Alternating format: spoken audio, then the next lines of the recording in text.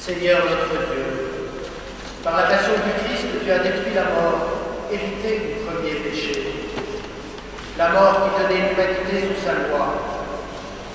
Accorde-nous d'être semblables à ton Fils, du fait de notre nature. Nous avons dû connaître la condition du premier homme qui vient de la terre. Sanctifie-nous par ta grâce, pour que nous connaissions désormais la condition de l'homme nouveau qui appartient au ciel. Par Jésus, le Christ, notre Seigneur. Amen. Si vous invitez maintenant à vous asseoir,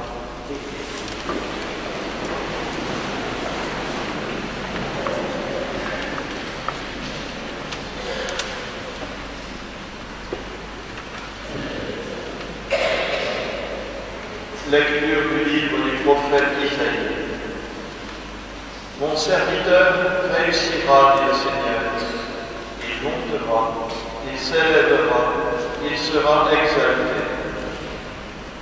La multitude avait été consternée en le voyant, car il était si défiguré qu'il ne ressemblait plus à un homme. Il n'avait plus l'apparence d'un fils d'homme. Il étonnera de même une multitude de nations. Devant lui, les rois resteront bouche bée, car ils verront ce que jamais on ne leur avait dit. Ils découvriront ce dont ils n'avaient jamais entendu parler. Qui aurait cru ce que nous avons entendu? Le bras puissant du Seigneur, à qui s'est-il révélé?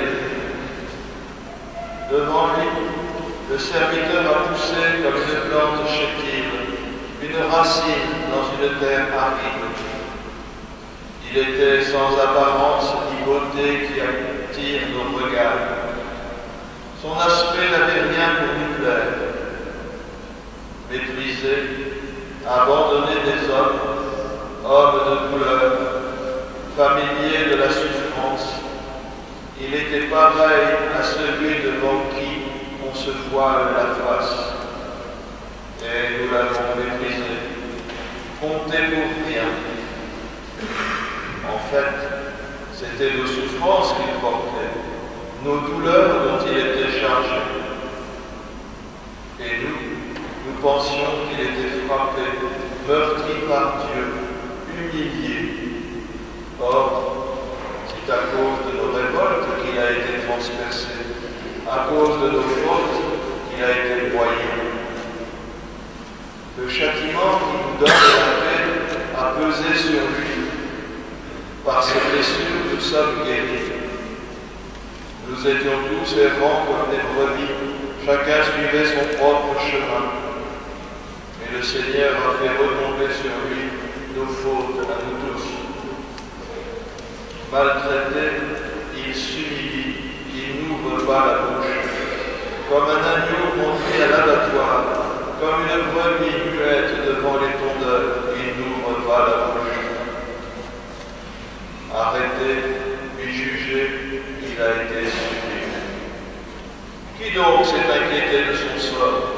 Il a été retranché de la terre des vivants, frappé à mort pour les révoltes de son peuple.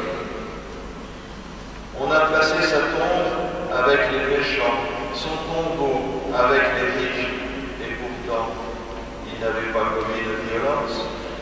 On ne trouvait pas de tromperie dans sa bouche. Broyé par la souffrance, il a plu au Seigneur.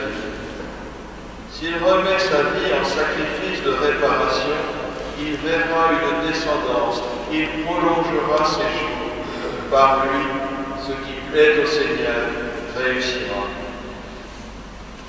Par suite de ses tourments, il verra la lumière, la connaissance le comblera. Le juste, mon serviteur, justifiera les multitudes, il se chargera de leurs fautes. C'est pourquoi, parmi les grands, je lui donnerai sa part. Avec les puissants, il partagera le butin, car il s'est dépouillé lui-même jusqu'à la mort, et il a été compté avec les pécheurs, alors il portera d'intercéder pour les pécheurs. Parole du Seigneur.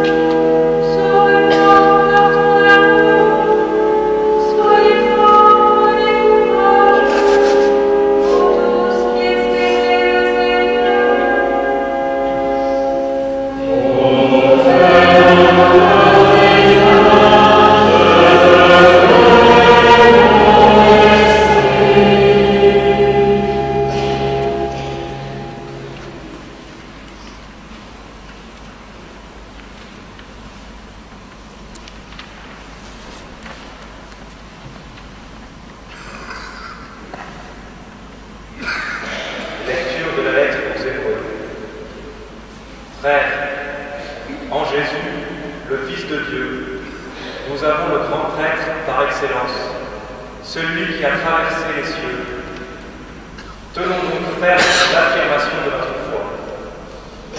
En effet, nous n'avons pas un grand prêtre incapable de compatir à nos faiblesses, mais un grand prêtre éprouvé en toutes choses, à notre ressemblance, excepté le péché.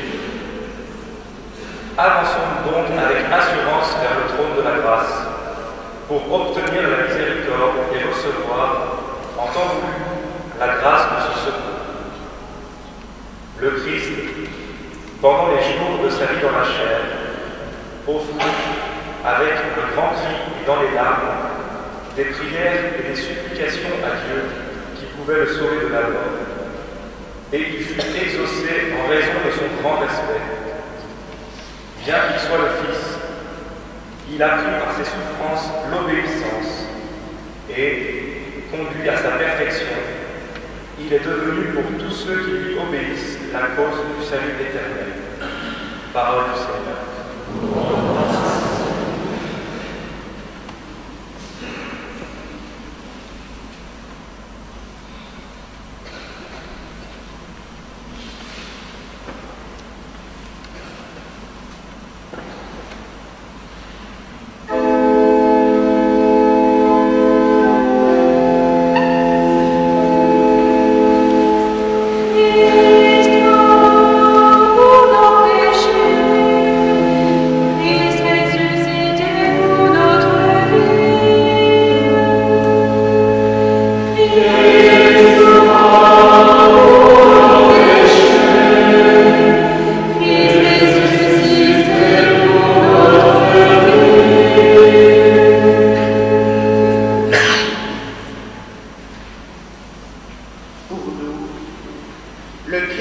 est devenu obéissant jusqu'à la mort, et la mort de la croix.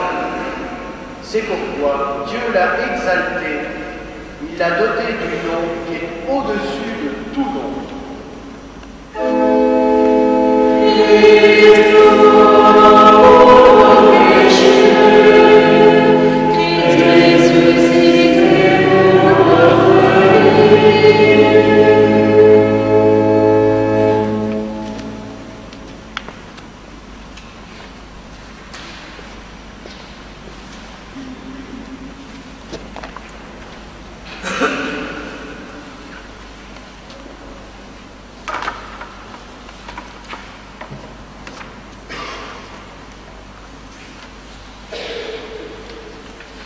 La passion de notre Seigneur Jésus-Christ selon Saint Jean.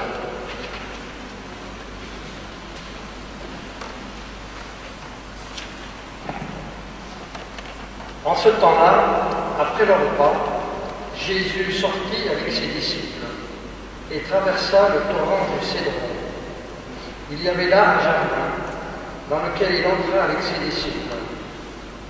Judas, qui le livrait, connaissait l'endroit lui aussi, car Jésus et ses disciples s'y étaient souvent réunis. Judas, avec un détachement de soldats, ainsi que des gardes envoyés par le grand prêtre et les pharisiens, arrive à cet endroit. Ils avaient des lanternes, des torches et des armes.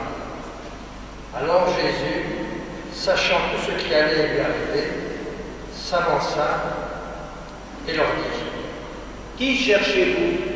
Ils lui répondirent: Jésus, le Nazaréen. Il leur dit: C'est moi, je le suis. Judas, qui le livrait, se tenait avec eux. Quand Jésus leur répondit: C'est moi, je le suis, ils reculèrent et ils tombèrent à terre. Il leur demanda de nouveau: Qui cherchez-vous? Ils dirent: Jésus, le Nazaréen. Jésus répondit: Je vous l'ai dit, c'est moi, je le suis. Si c'est bien moi que vous cherchez, ceux-là, laissez-les partir. Ainsi s'accomplissait la parole qu'il avait dite: Je n'ai perdu aucun de ceux que tu m'as donnés. Or, Simon-Pierre avait une épée. Il la tira, frappa le serviteur du grand prêtre et lui coupa l'oreille droite. Le nom de ce serviteur était Malchus. Jésus dit à Pierre: Remets ton épée au fourreau. La coupe que m'a donnée le Père, vais-je refuser de la boire? Alors la troupe, le commandant et les gardes juifs se saisirent de Jésus et le ligotèrent. Ils l'emmenèrent d'abord chez Anne, beau-père de Caïphe, qui était grand prêtre cette année-là. Caïphe était celui qui avait donné aux Juifs ce conseil: Il vaut mieux qu'un seul homme meure pour le peuple. Or, Simon-Pierre, ainsi qu'un autre disciple, suivait Jésus. Comme ce disciple était connu du grand prêtre, il entra avec Jésus dans le palais du grand prêtre. Pierre se tenait près de la porte dehors. Alors l'autre disciple, celui qui était connu du grand prêtre, sortit, dit un mot à la servante qui gardait la porte et fit entrer Pierre. Cette jeune servante dit alors à Pierre: N'es-tu pas toi aussi l'un des disciples de cet homme? Il répondit: Non, je ne le suis pas. Les serviteurs et les gardes se tenaient là comme il faisait froid. Ils avaient fait un feu de braise pour se réchauffer. Pierre était avec eux en train de se chauffer. Le grand prêtre interrogea Jésus sur ses disciples et sur son enseignement. Jésus lui répondit: Moi, j'ai parlé au monde ouvertement. J'ai toujours enseigné à la synagogue et dans le temple, là où tous les Juifs se réunissent. Et je n'ai jamais parlé en cachette. Pourquoi m'interroges-tu? Ce que je leur ai dit, demande-le à ceux qui m'ont entendu. Eux savent ce que j'ai dit. À ces mots, un des gardes, qui était à côté de Jésus, lui donna une gifle en disant « C'est ainsi que tu réponds au grand prêtre? » Jésus lui répliqua « Si j'ai mal parlé, montre ce que j'ai dit de mal. Mais si j'ai bien parlé, pourquoi me frappes-tu » Anne l'envoya toujours ligoté au grand prêtre Caïphe. Simon-Pierre était donc en train de se chauffer. On lui dit « N'es-tu pas, toi aussi, l'un de ses disciples? » Pierre le nia et dit « Non, je ne le suis pas. » Un des serviteurs du grand prêtre, parent de celui à qui Pierre avait coupé l'oreille, insista. « Est-ce que moi, je ne t'ai pas vu dans le jardin avec lui? » Encore une fois, Pierre le nia, et aussitôt un coq chanta. Alors, on emmène Jésus de chez Caïphe au prétoire. C'était le matin. Ceux qui l'avaient amené n'entrèrent pas dans le prétoire pour éviter une souillure et pouvoir manger l'agneau pascal.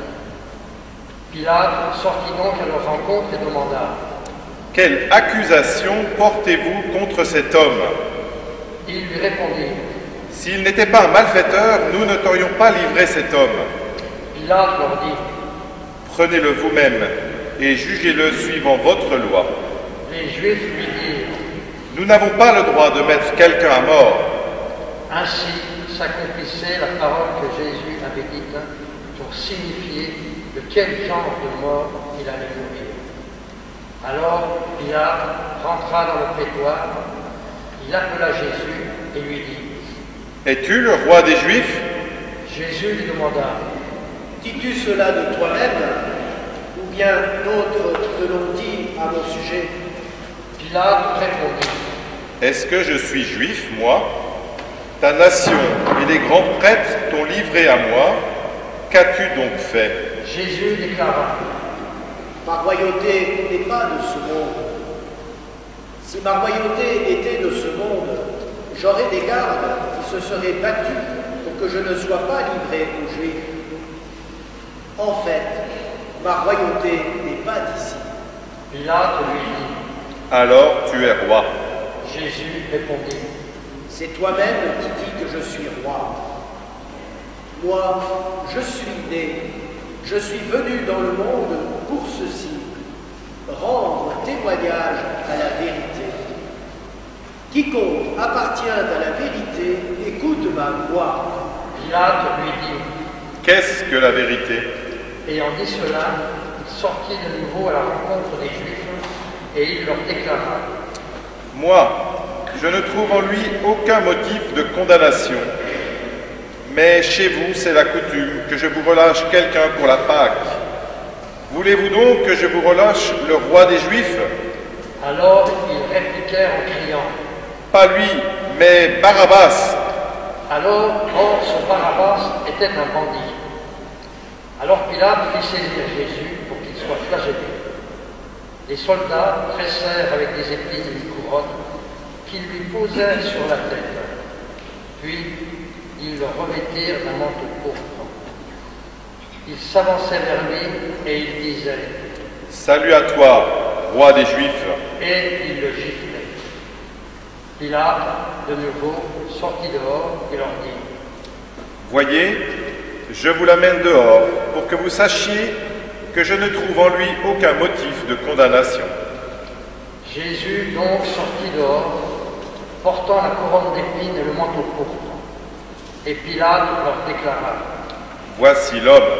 Quand ils le virent, les grands prêtres et les gardes se mirent à crier « Crucifie-le! Crucifie-le » Pilate leur dit « Prenez-le vous-même et crucifiez-le. Moi, je ne trouve en lui aucun motif de condamnation. » Ils lui répondirent Nous avons une loi, et suivant la loi, il doit mourir parce qu'il s'est fait fils de Dieu. Quand Pilate entendit ces paroles, il redoubla de crainte. Il rentra dans le prétoire et dit à Jésus D'où es-tu? Jésus ne lui fit aucune réponse. Pilate lui dit alors Tu refuses de me parler à moi? Ne sais-tu que j'ai le pouvoir de te relâcher et pouvoir de te crucifier? Jésus répondit, Tu n'aurais aucun pouvoir sur moi si tu ne l'avais reçu d'en haut. C'est pourquoi celui qui m'a livré à toi porte un péché plus grand. Dès lors, Pilate cherchait à le relâcher. Mais les Juifs se mirent à crier. Si tu le relâches, tu n'es pas un ami de l'empereur. Quiconque se fait roi s'oppose à l'empereur. En entendant ces paroles, Pilate amena Jésus au dehors. Il le fit asseoir sur une estrade, au lieu dit le dallage, en hébreu Gabata. C'était le jour de la préparation de la Pâque, vers la 6e heure, environ midi. Pilate dit aux Juifs, Voici votre roi. alors ils crièrent, À mort, crucifie-le. Pilate leur dit, Vais-je crucifier votre roi? les grands prêtres répondirent. Nous n'avons pas d'autre roi que l'empereur. Alors il leur livra Jésus pour qu'il soit crucifié. Ils se saisirent de Jésus et lui-même, portant sa croix, sortit en direction du lieu dit le Grave, le calvaire, qui se dit en hébreu Golgotha. C'est là qu'ils le crucifièrent et 2 autres avec lui, un de chaque côté et Jésus au milieu. Pilate avait rédigé un écriteau qui fut placé sur la croix. Il était écrit « Jésus le Nazaréen, roi des Juifs ».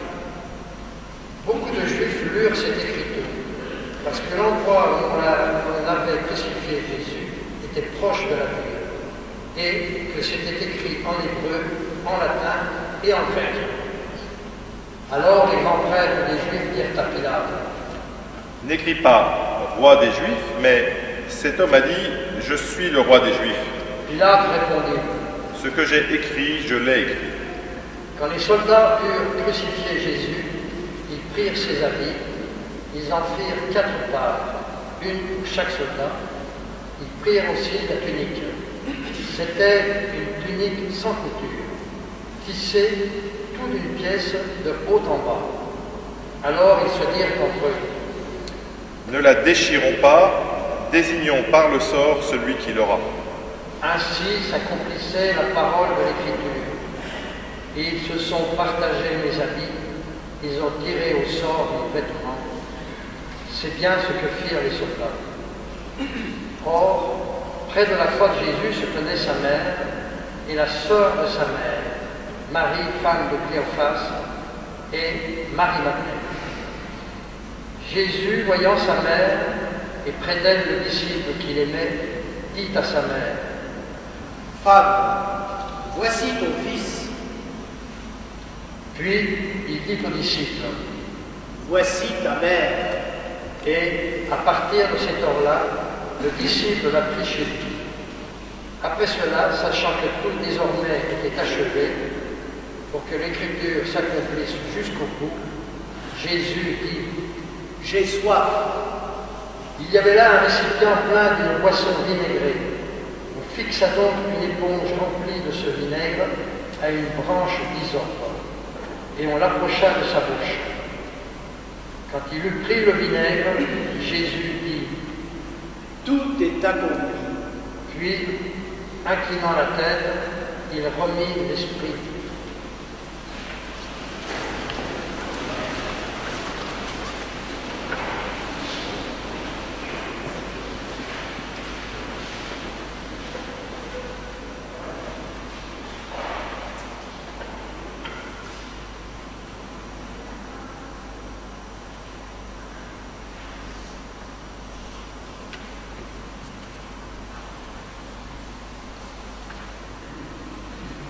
Comme c'était le jour de la préparation, c'est-à-dire le vendredi, il ne fallait pas laisser les corps en croix durant le sabbat, d'autant plus que ce sabbat était le grand jour de la Pâque.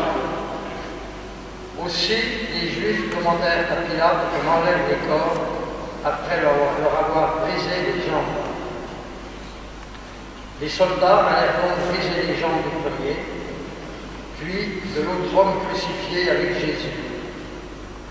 Quand ils arrivèrent à Jésus, voyant qu'il était déjà mort, ils ne lui brisèrent pas les jambes, mais un des soldats, avec sa lance, lui perça le côté. Et aussitôt, il en sortit du sang et de l'eau.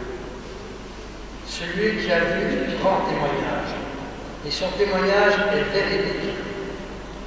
Et celui-là sait qu'il dit vrai, afin que vous aussi croyiez.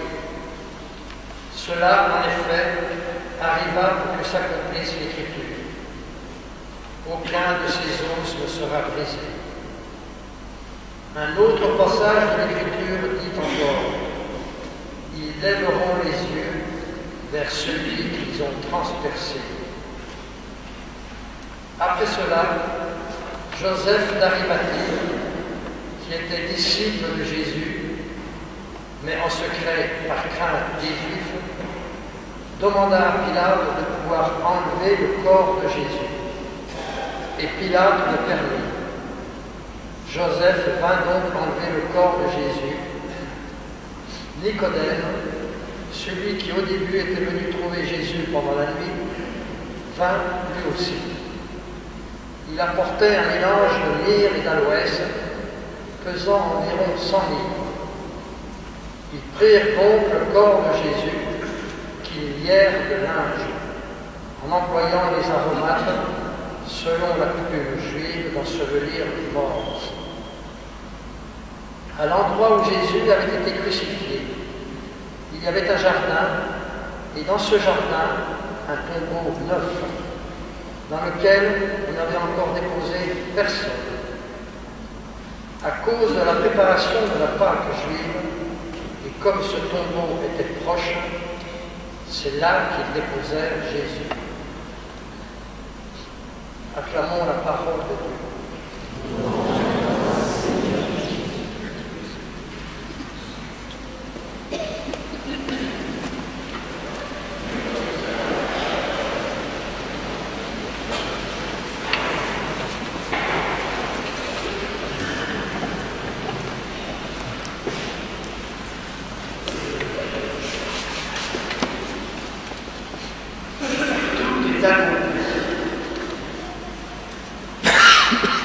Ces gens qui nous rapportent cette ultime parole de Jésus. Tout est accompli.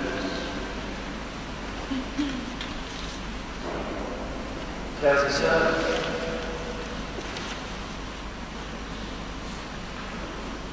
je ne sais pas si les hommes ont inventé ce supplice horrible de la crucifixion, mais en tout cas celui-là est particulièrement atroce, sans compter l'épouvantable flagellation dont Jésus a été victime avant. Et cet événement pourrait être un simple fait divers de l'histoire. Or, ce n'est pas le cas. Car celui qui est mort sur la croix ce jour-là, la foi nous enseigne que c'est le Fils de Dieu. D'ailleurs, le centurion lui-même, voyant la manière dont Jésus a expiré, confessera vraiment cet homme était Fils de Dieu. Nous avons donc là l'événement qui est au cœur de l'histoire de l'humanité, au centre de l'histoire, je dirais même au sommet de l'histoire. Car ce qui s'accomplit sur la croix nous rappelle ce qui s'est passé lors de la première création. Il y a un parallèle entre les deux. Souvenez-vous, lorsque nous lisons le récit de la création, juste après que Dieu ait créé l'homme, homme et femme, c'est-à-dire comme un reflet de son propre mystère d'amour, que dit le Seigneur?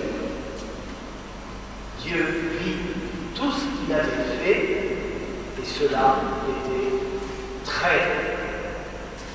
Et Dieu se reposa de l'œuvre qu'il avait accomplie. Il y a eu comme un premier sommet l'histoire de la création, au moment où l'homme et la femme ont été créés à l'image de Dieu, pour être le signe visible de son propre mystère.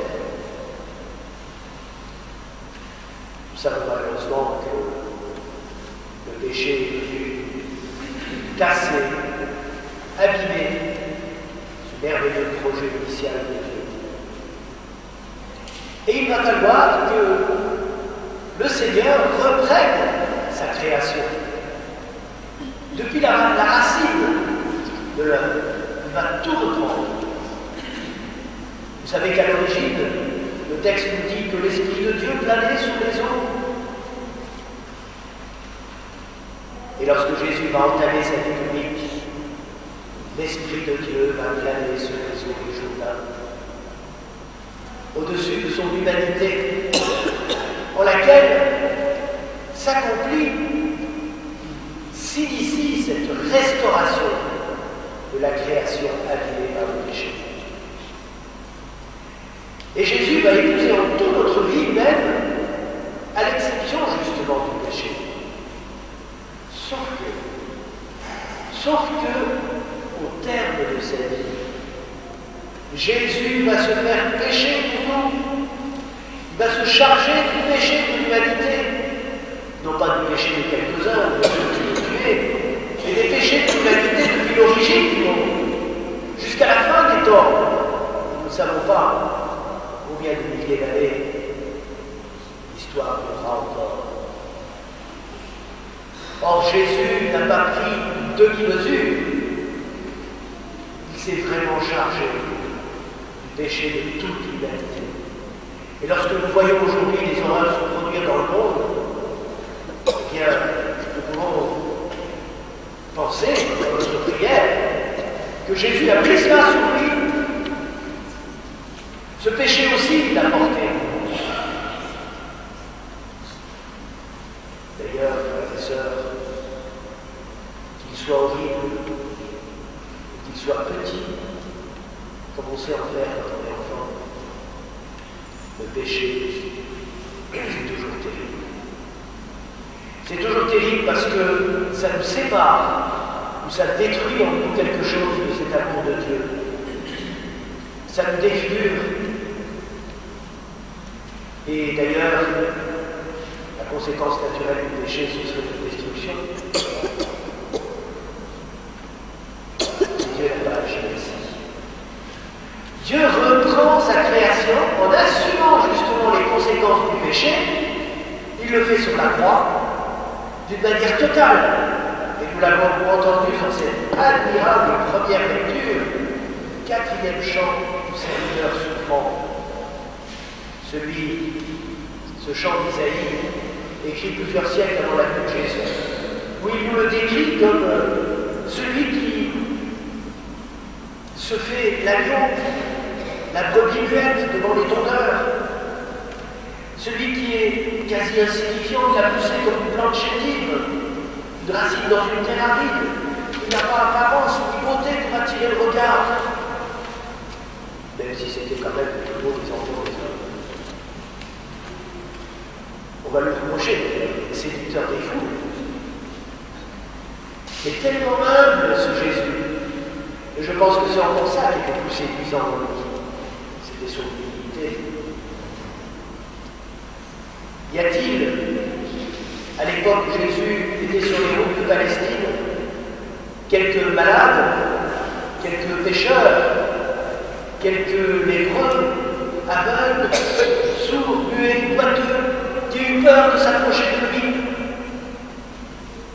Au contraire, les gens faisaient des kilomètres pour le rejoindre et implorer sa miséricorde.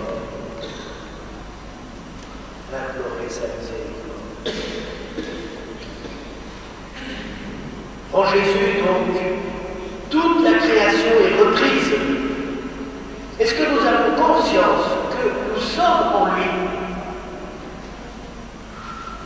C'est lui qui nous porte. On a l'habitude, quand on médite le chemin de croix, de penser à cet homme qui revient des champs, Simon Cyrène, qui porte la croix derrière Jésus. Et C'est Jésus qui supporte tout. C'est Jésus qui fait que nous pouvons porter notre croix, parce que c'est lui qui porte l'essentiel.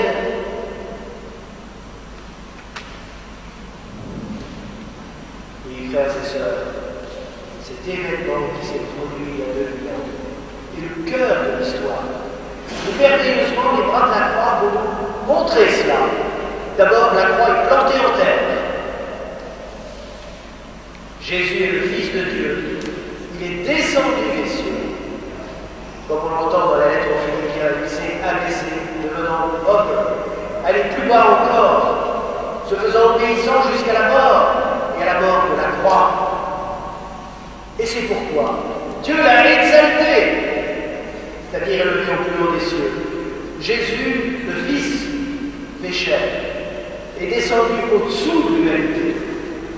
On l'a soulevé, l'a relevé, et l'a porté jusqu'au Père. Était-ce vraiment possible pour un seul homme? Oui, parce qu'il était l'humanité de Christ. Même s'il a fait l'expérience de cette bénédiction épouvantable qui a fait sortir de sa poitrine ce cri: mon Dieu, pourquoi m'as-tu abandonné? Ou son cri aussi à l'agonie: Père, si c'est possible que ce calice s'éloigne de moi.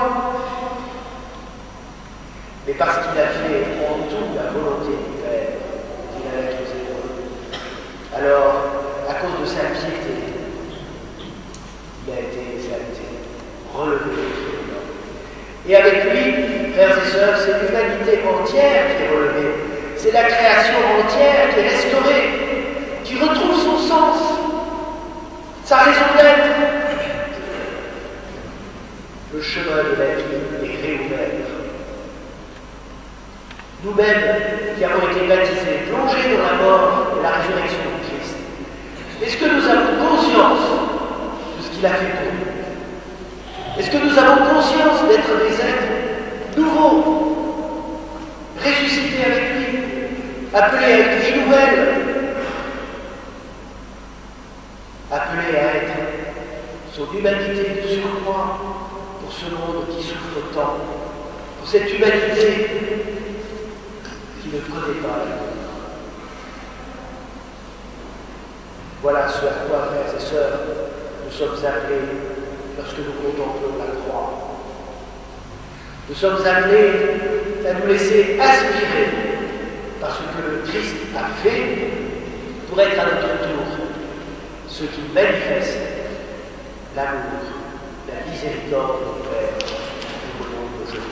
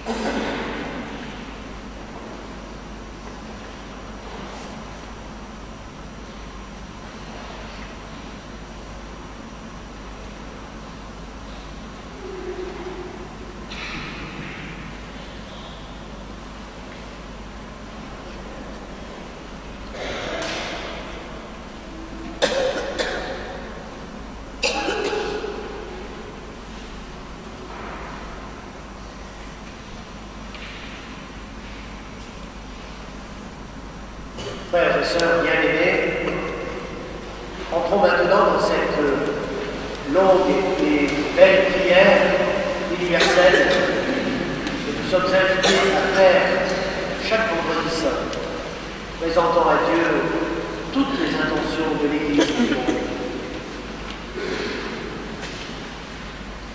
Prions, frères bien-aimés, pour la sainte Église de Dieu. Que le Père Tout-Puissant lui donne la paix et l'unité, qu'il la protège dans tout l'univers, et qu'il nous accorde une vie calme et paisible pour que nous rendions grâce à Dieu.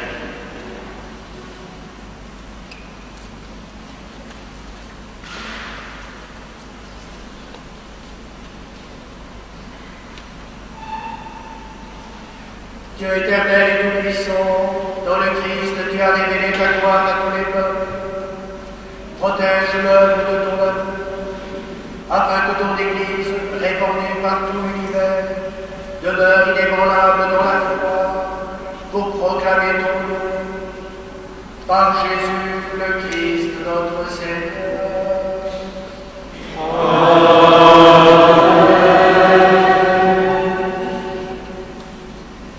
Prions pour notre Saint-Père, le Pape François, élevé par Dieu, notre Seigneur, à l'ordre épiscopal, qu'il le garde saint et sauf à son Église pour gouverner le peuple de Dieu.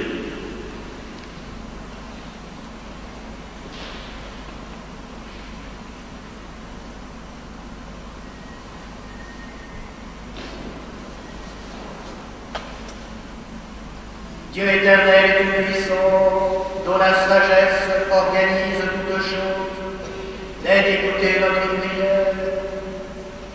Protège avec amour le pape que tu as choisi, afin que sous la conduite de ce pasteur, le peuple chrétien que tu gouvernes progresse toujours dans la foi. Par Jésus le Christ, notre Seigneur.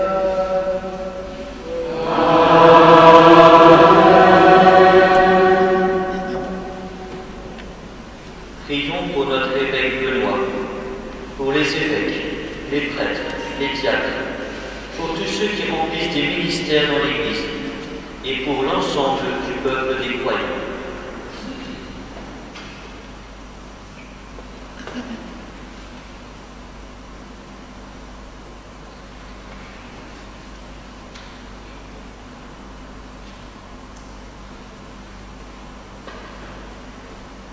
Dieu éternel et tout-puissant, dont l'Esprit sanctifie et gouverne le corps entier de l'Église, exauce les prières que nous t'adressons pour tous les ordres de fidèles qui la composent.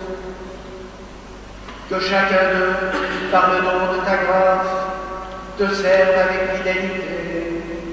Par Jésus le Christ, notre Seigneur.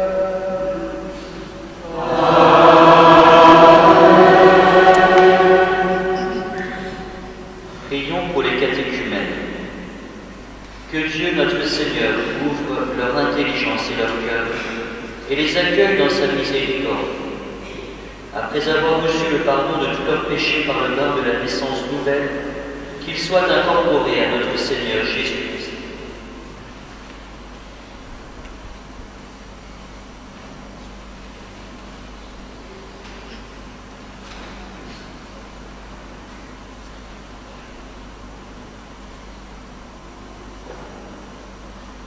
Dieu éternel et tout-puissant, toi qui assures toujours la fécondité de ton Église, augmente dans nos catéchumènes l'intelligence et la foi, qu'ils renaissent à la source du baptême et prennent place parmi des enfants d'adoption. Par Jésus le Christ, notre Seigneur.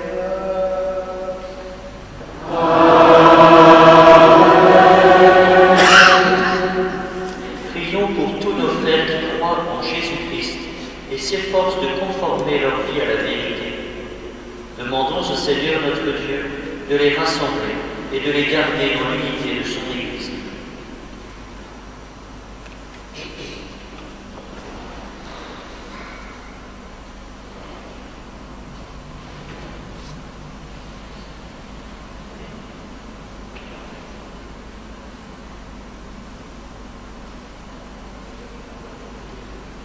Dieu éternel et tout-puissant, toi qui rassembles ce qui est dispersé et qui fait l'unité de ce que tu rassembles, regarde avec amour l'Église de ton Fils. Nous te te prions d'unir dans la totalité de la foi et par le lien de la charité tous les hommes qu'un seul baptême a consacrés. Par Jésus le Christ, notre Seigneur.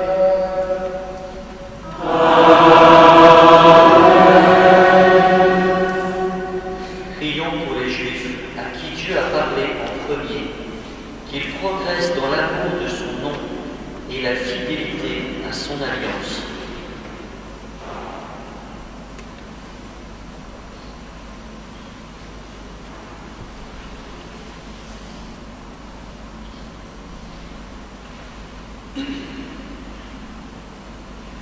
Dieu éternel et tout-puissant, toi qui as choisi Abraham et sa descendance pour en faire les fils de ta promesse, conduis à la plénitude de la rédemption le premier peuple de l'Alliance, comme ton Église t'en supplie, par Jésus le Christ notre Seigneur.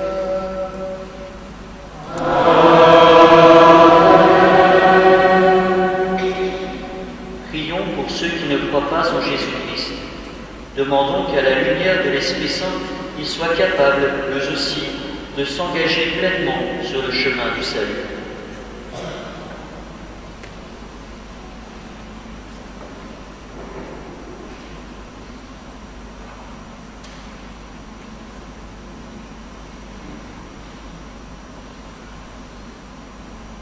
Dieu éternel et tout-puissant, donne à ceux qui ne croient pas au Christ d'aller sous ton regard avec un cœur sincère, afin de parvenir à la connaissance de la vérité. Et donne-nous de mieux nous aimer les uns les autres et d'ouvrir davantage notre vie à la tienne, pour être dans le monde de meilleurs témoins de ton amour. Par Jésus le Christ, notre Seigneur.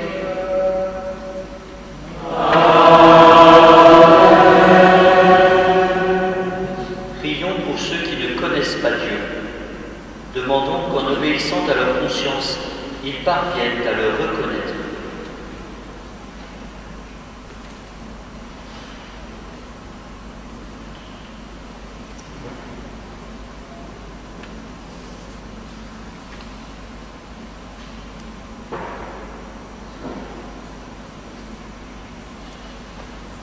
Dieu éternel et tout-puissant, toi qui as créé les hommes pour qu'ils te cherchent de tout leur cœur et que leur cœur s'apaise en te trouvant, fais qu'au milieu des difficultés de ce monde, tous puissent discerner les signes de ta bonté et rencontrer les témoins de ton amour, qu'ils aient le bonheur de te reconnaître, toi le seul vrai Dieu et le Père de tous les hommes.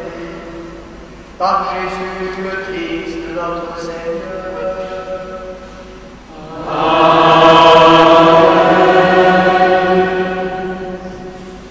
Prions pour les chefs d'État et tous les responsables des affaires publiques. Que le Seigneur notre Dieu dirige leur esprit et leur cœur selon sa volonté pour la paix et la liberté de tous.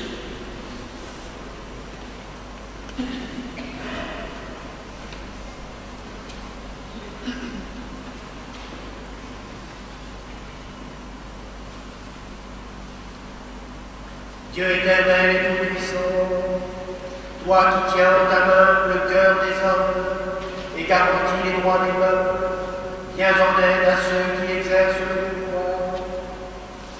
Que partout sur la terre s'affermissent avec ta grâce la sécurité et la paix, la prospérité des nations et la liberté religieuse.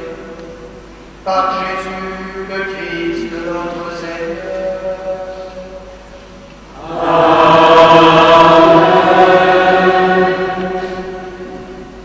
Frères bien-aimés, prions Dieu le Père Tout-Puissant d'avoir pitié des hommes dans l'épreuve, qu'il débarrasse le monde de toute erreur, qu'il chasse les épidémies et repousse la famine, qu'il vide les prisons et délivre les captifs, qu'il protège ceux qui voyagent, qu'il ramène chez eux les exilés, qu'il donne la force aux malades et accorde le salut aux mourants.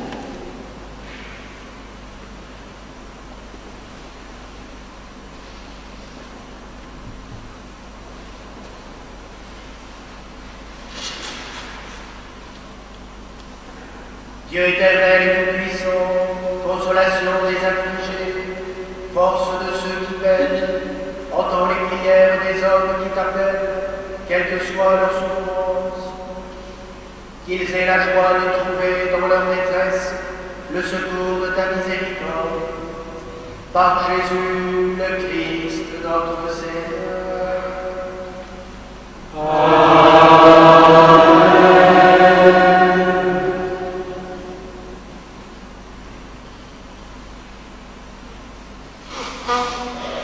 Nous entrons maintenant dans la vénération de la croix.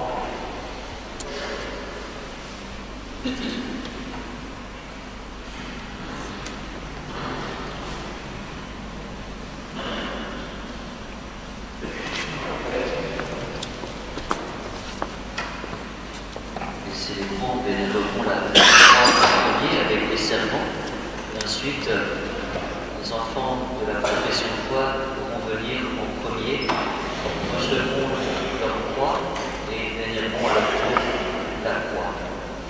Viendront par le côté, juste après.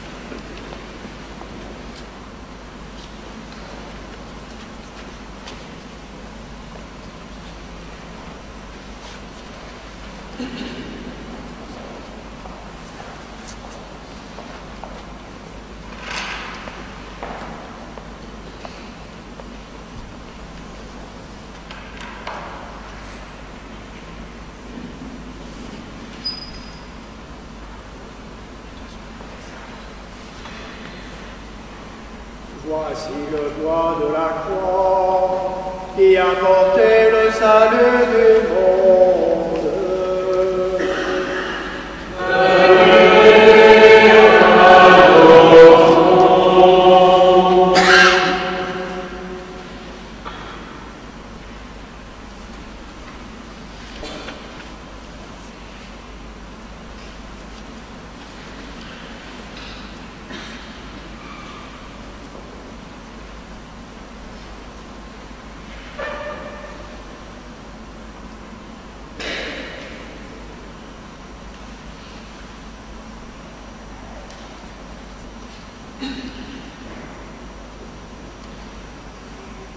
Voici le bois de la croix qui a porté le salut du monde.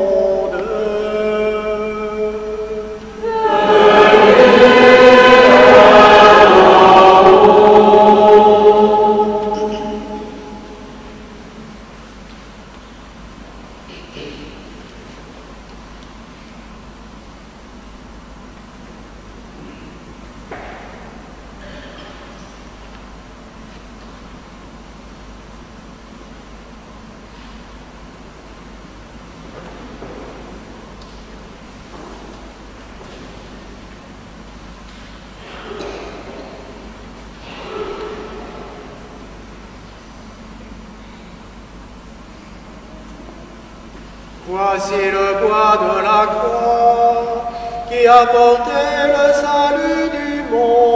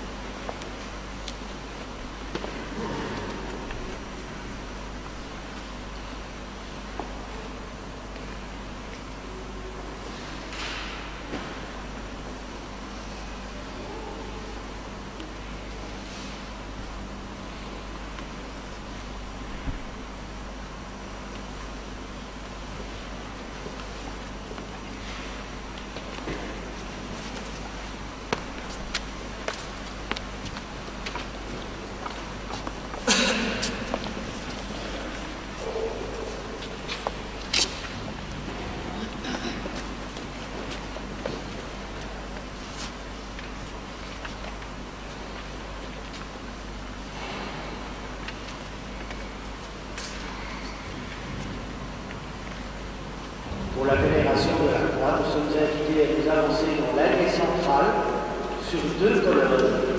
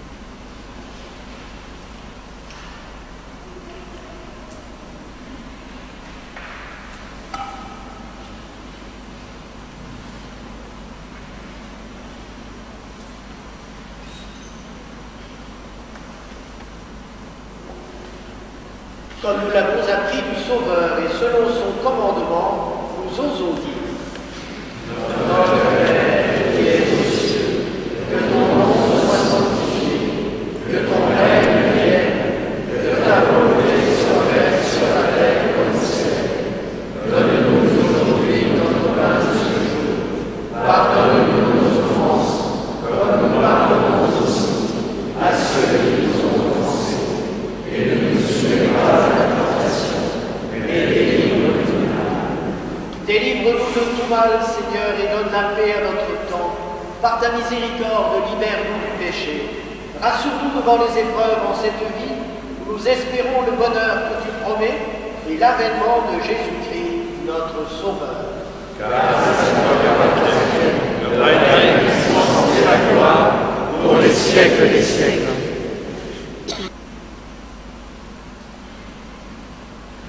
Heureux les invités au festin des noces de l'agneau.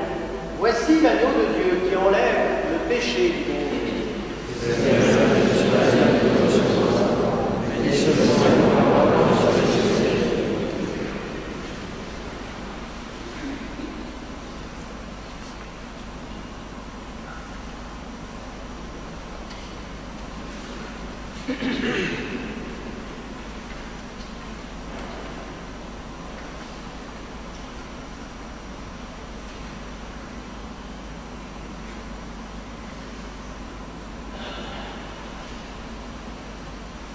Vous êtes invités à vous avancer comme pour la communion dans l'allée centrale. Nous serons à 3 pour donner la communion.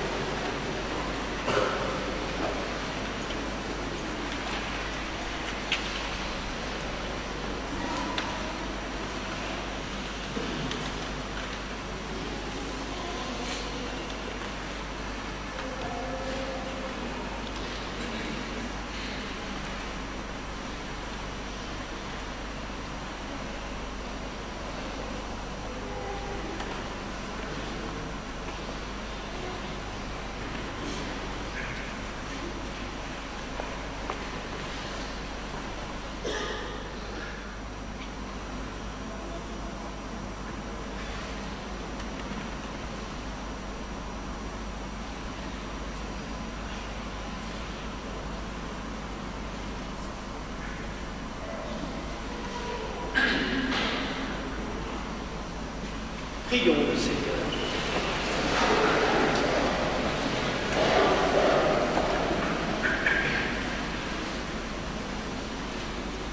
Dieu de puissance et de miséricorde, toi qui nous as renouvelés par la mort et la résurrection de ton Christ, entretiens en nous l'œuvre de ton amour, que notre communion à ce mystère consacre notre vie à ton service.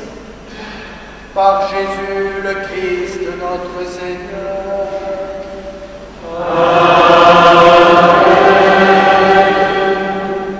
Que ta bénédiction, Seigneur, descende en abondance sur ton peuple qui a célébré la mort de ton Fils dans l'espérance de sa propre résurrection. Accorde-lui pardon et réconfort, augmente sa foi, assure son éternelle rédemption par Jésus le Christ, notre Seigneur. Amen.